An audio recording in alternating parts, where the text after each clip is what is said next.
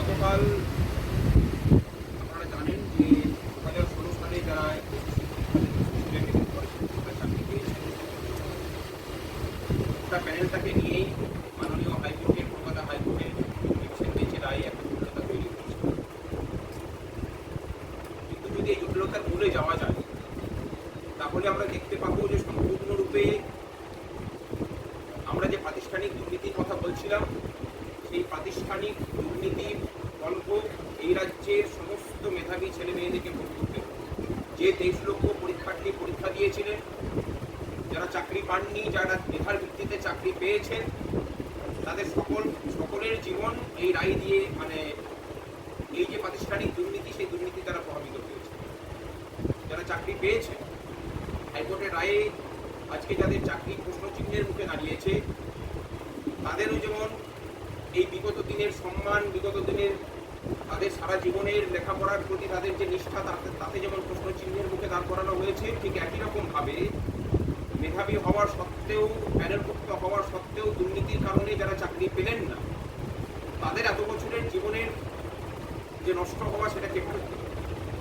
এরপরেও আমরা লক্ষ্য করছি যেখানে মাননীয় আদালত বারবার করে বলছেন যে ওএমআর সিট থাকার সত্ত্বেও সেটাকে পাবলিশ করা হচ্ছে না, সাবপ্রেশন অফ ফ্যাক্টস হচ্ছে, সেগুলোকে করে দিলে পরেই সমস্ত বিষয়টা পরিষ্কার হয়ে যেতে পারে, এত মানুষের ভোগান্তির হাত থেকে রক্ষা পেতে পারেন। আমরা অবাক হয়ে লক্ষ্য করছি যে এই সরকার, তার মুখ্যমন্ত্রী, তার শিক্ষা দপ্তর তারা সচেষ্ট হয়ে আছেন যে কীভাবে দুর্নীতিগ্রস্তদের আড়াল করা যায় এবং তার জন্য ঢাল হিসেবে ব্যবহার করা হচ্ছে নিজেদের মেধার ভিত্তিতে চাকরি পাওয়া ছেলে মেয়ে। আমরা নিজেদের মেধা, নিজেদের যোগ্যতার জন্য যারা চাকরি বসেছিলেন, পেয়েছেন, যারা শিক্ষকতা করছেন বা যারা রাস্তায় বসে আছেন, তাদের সকলের পাশে আমরা আছি। এই পাশে থাকাটা আমরা দুভাবে নির্ধারণ করছি, কিন্তু তার আগে কয়েকটা কথা না বললেই নয়। সেটা হলো মাননীয় মনীষীদের হাত বাঙালির যে নবজাগরণের সূচনা হয়েছিল এবং বাঙালির মনীষা, বাঙালি মেধা, বাঙালিদের দৃষ্টি সারা বিশ্বে যেভাবে তার শিক্ষা দীক্ষাকে সম্মান করেছে, বিগত 12 বছরের প্রাতিষ্ঠানিক দুর্নীতি বাঙালির সেই শিক্ষা, বাঙালির সেই দৃষ্টিকে প্রশ্নচিহ্নের মুখে শুধু দাঁড় করিয়েছে তাই নয়, তাকে পুলিশসাৎ করেছে 200 বছরের পরীক্ষা। যারা পথে নেমেছেন বুদ্ধিজীবীরা, যাদেরকে দেখি আমরা বাঙালি জাতির আত্মপরিচয়ের এত বড় সর্বনাশের দিনে তারা কোথায়, এটা আমরা আজকে এই মঞ্চ থেকে জিজ্ঞাসা করছি। যে বাঙালি জাতি বিগত 200 বছরে তার আত্মপরিচয়ের এত বড় প্রশ্নচিহ্নের মুখে কোনোদিন পড়েছেন কিনা, সেটা ইতিহাস এটাও আপনারা খুঁজে পাবেন না, করেননি, সেটাই হচ্ছে নিশ্চিত। বাঙালি জাতির যারা এত বড় সর্বনাশটা করলেন তাদের বিরুদ্ধে তাদের মুখে কোনো সারা শব্দ নেই কেন? শুধু 23 লক্ষ পরীক্ষার্থী নয়, যারা পরীক্ষা দিয়েছিলেন, যারা চাকরি করছেন, তাদের পরিবারের কথা ধরুন, আগামী প্রজন্মের কথা ধরুন। আমরা এই সমস্ত কিছুকে বিবেচনা করে আমরা বসে থাকতে পারি না। তাই আমরা সিদ্ধান্ত নিয়েছি যারা নিজেদের মেধার ভিত্তিতে চাকরি পেয়েছেন কাউকে উৎকোচ না দিয়ে তাদের জন্য যেমন উচ্চ আদালতে লড়াই করার হবে, যদিও সংগ্রামী লৌহ মঞ্চের নামে কোনো মামলা হবে না, প্রত্যেকের ব্যক্তিগত পিটিশনার হবেন, আমরা এক জায়গাতে করব। প্রত্যেকটা জেলায় আমাদের কমিটি আছে, সেই কমিটির নাম্বার আমরা দিয়ে দেব, সেই অনুযায়ী তারা সেখানে সমস্ত কিছু তথ্য এবং কারণনামায় সই করবেন। কোনো টাকা সংগ্রামী যৌথ মঞ্চের পক্ষ থেকে নগদে নেওয়া হবে না, সমস্তটাই অনলাইনে অ্যাকাউন্টের মাধ্যমে নেওয়া হবে এবং যা কিছু উকিলদেরকে পেমেন্ট করা সেটাও সম্পূর্ণরূপেই অনলাইনে হবে এবং সেই তথ্য আমরা বিভিন্ন আমাদের সোশ্যাল মিডিয়ার যে মাধ্যম আছে সেখানে আমরা পাবলিশ করে দেব। আমাদের উকিল হিসেবে আপাতত সিদ্ধার্থ ব্যানার্জিকে আমরা ইয়ে করেছি, তিনি কাজ করবেন এবং উচ্চ আদালতে আমরা চেষ্টা করছি মুকুল কাউকে নেওয়া। এবং দ্বিতীয়, এই সব সমস্যার সমাধানের রাস্তা কিন্তু এখনো পর্যন্ত পর্ষদে এবং এসএসসির হাতে আছে। যদি তারা মনে করেন আমরা এই দপ্তরে চাকরি করি, আমরা জানি যে আগামী 7টা দিন যদি তারা আন্তরিকভাবে চেষ্টা করে, 55 নম্বরের ডেট 35 নম্বরের একাডেমিক এবং 10 নম্বরের ভাইভা, মোট 100 নম্বর। কারা কত নম্বর পেয়েছেন এই সমস্ত তথ্য কিন্তু এসএসসি এবং পর্ষদের কাছে আছে। সেখান থেকে নতুন করে প্যানেল বানিয়ে সেই প্যানেল পাবলিশ করাটা তাদের কাছে খুব একটা কঠিন কাজ কিছু নয়। এই দাবিতেই আগামী পরশুদিন, আজকে হলো 23 তারিখ, আগামী 25 তারিখ বেলা 12টার সময় সমস্ত স্তরের মানুষদেরকে আমরা আহ্বান জানাচ্ছি, যারা চাকরি হারিয়েছেন, যাদের চাকরির প্রশ্নচিহ্নের মুখে পড়েছে, শুধু তাই নয়, সরকারের যে কুমনোভাব, অসৎদের সাথে সৎদেরকে মিলিয়ে দিলে যাতে করে দুর্নীতিটা ঢাকা পড়ে যায়, সেই উদ্দেশ্যকে ব্যর্থ করার জন্য সকলে আসুন। পর্ষদকে চাপ নেই যে সমস্ত ওএমআর এর তথ্য পাবলিশ করা হোক। যখন আরটিআই করা হচ্ছে তখন তারা তথ্য দিচ্ছে, অথচ সেই তথ্য সামগ্রিকভাবে প্রকাশ্যে আনছেন না। এটা কাদের স্বার্থ? এর জবাব চাই। সমস্ত ওএমআর পাবলিশ করেই এত এত মানুষ, এত এত চাকরি প্রার্থী যারা দিনের পর দিন রাস্তায় বসে আছেন, সবার হয়রানি বন্ধ হওয়া, মানে এক নিমেষেই বন্ধ হবে। তার জন্য সরকারকে চাপ দেওয়া হবে। আগামী 25 তারিখে আমরা এসএসসি দপ্তর, দরকার হলে পর্ষদ অফিস ঘেরাও এবং অভিযানের ডাক দিচ্ছি ওএমআর পাবলিশের দাবিতে। যদি সেটাতে কাজ না হয়, তাহলে এই রাজ্যের দুর্নীতির পীঠস্থান এখন যেটা, সেই হরিশ মুখার্জি এবং কালীঘাট, সেখানে আমাদের যে মিছিল, সেই মিছিলের মুখ্য ইস্যু এই বিষয়টাতেই এবং সেখানে মিছিল আগামী 25 তারিখ বেলা 12টার সময় করুণাময়ী বাস স্ট্যান্ডে জমায়েত এবং সেখান থেকে ঘেরাও এবং অবস্থান।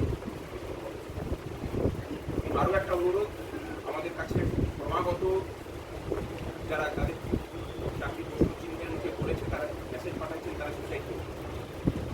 আমরা দয়া করে অনুরোধ করছি আপনাদেরকে, হঠকারী সিদ্ধান্তের বশে এরকম কোনো পদক্ষেপ আপনারা গ্রহণ করবেন না যার জন্য আপনাদের পরিবার পরিজন।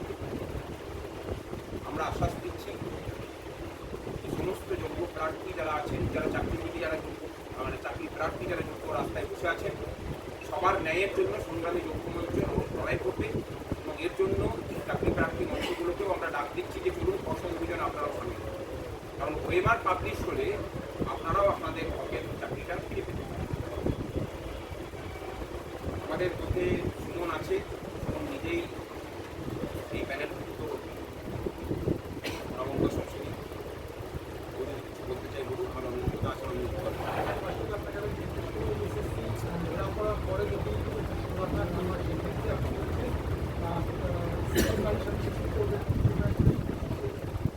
হ্যাঁ, আগামী 3 তারিখ 3রা মে। হ্যাঁ, 3রা মে আমাদের এমনিতেই মাতু ভাতা সহ স্বচ্ছ নির্বাচন, এই সমস্ত কিছুর দাবিতে মিছিলে ডাক দেওয়া আছে। সেক্ষেত্রে মিছিলে সেই দাবিগুলোর সাথে এই দাবিগুলো সংযুক্ত।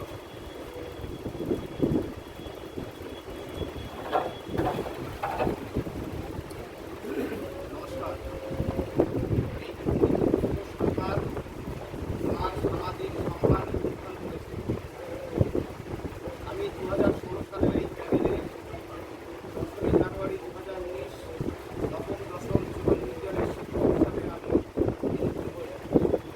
আমি জানতে পারলাম অনেকের মতো আমারও চাকরি প্যানেলটি বাতিল হয়ে গেছে।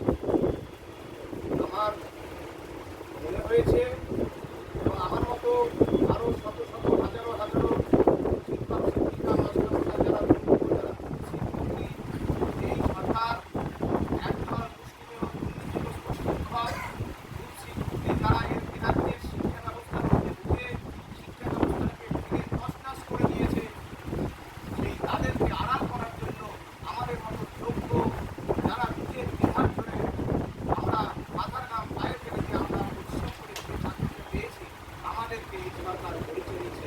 এই পশ্চিমবঙ্গ সরকার একটা সম্পূর্ণ দুর্নীতিগ্রস্ত সরকার। এই সরকারকে ধিক্কার জানাই। একজন প্যানেল থেকে বাতিল হওয়ার এই প্যানেলের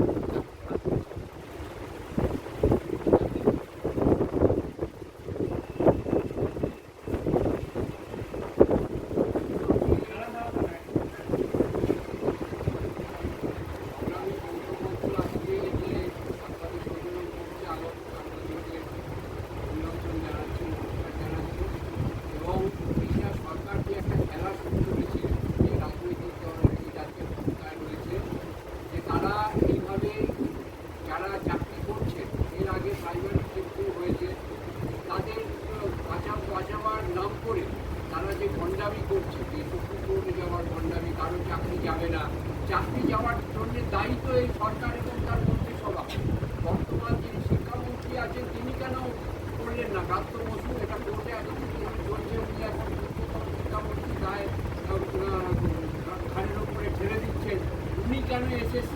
করেননি যে এই ওএমআরশিট জমা দিতে হবে।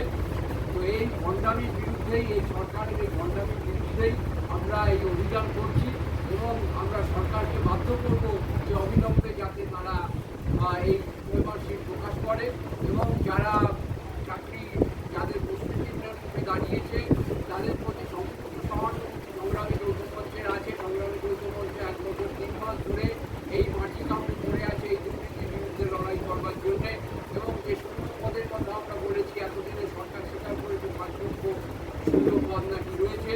আর মুখ্যমন্ত্রী ডবল চাকরি কোথায় গেল? কোথায় গেল ডবল চাকরি? এখন তো যে সিঙ্গেল চাকরি ছিল সেই পরিবারগুলোকে নির্লজ্জের মতো কথা বলছি। তো আজকে পশ্চিমবঙ্গবাসীরা, পশ্চিমবঙ্গের মানুষ এগুলো বুঝে নেবে এবং সেই সংগ্রামের জন্য তারা প্রস্তুত হচ্ছে। সংগ্রামী যৌথ মঞ্চ সেই লড়াইয়ের সামনে রয়েছে এবং সেই লড়াই আগামী দিনে কোর্টের লড়াই এবং রাস্তার লড়াই, এই দুটো সংগ্রামী যৌথ মঞ্চ একইভাবে চালিয়ে যাবে।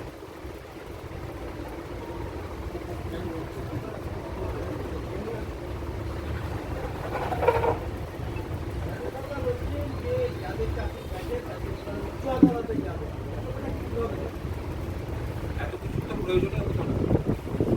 তারা যদি সিঙ্গেল বেঞ্চে যদি সমস্ত কিছু ফ্যাক্টগুলো রাখতেন, ওএমআরশিট পাবলিশ করলেই তো সমস্ত কিছু মিটে যেত। একাডেমিক কোয়ালিফিকেশান, একাডেমিক মার্কস কে কত পাচ্ছে সেটা তো সকলেই জানে। ফাইবার তথ্যটা আর ওএমআরশিটটা পাবলিশ করলেই তো এত মানে জলটাই তো করা হতো। এরা আসলে যেটা করতে চেয়েছে, যারা অসৎ উপায়ে তাদেরকে মানে এই সরকার এবং তাদের আমলা বাহিনীদের সম্পদ বৃদ্ধির জন্য ঘুষ নামক এবং কাটমানি নামক যে শিল্পটা এরা চালান, সেই কাটমানি শিল্পে যারা যোগদান দিয়েছে তাদেরকে বুক দিয়ে রক্ষা করার দায়িত্ব এই সরকার নিয়েছে এবং নিয়েছে বলেই এরা বিন্দুমাত্র বিচলিত হচ্ছে না সুমনদের মতো নিজের মেধার ভিত্তিতে চাকরি পাওয়া ছেলে মেয়েদেরকে বলি চড়ানো। এটা যেটা হয়েছে, এই রাজ্যের মেধাকে বলি চালানো হয়েছে। যেটা বলছেন সেটা কুমিরের কান্না ছাড়া অন্য কিছু নয়।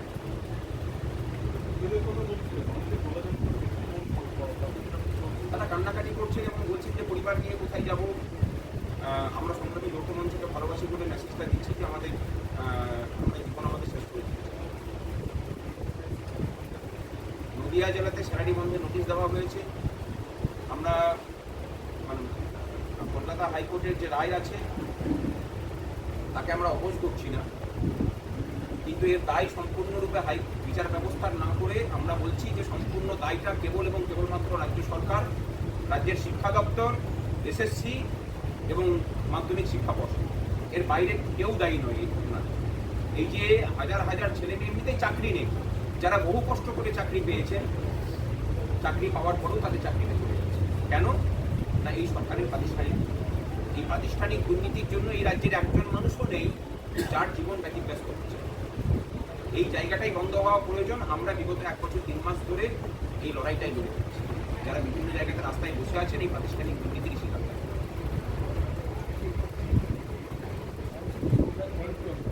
নমস্কার সকল সাংবাদিক বন্ধুদের।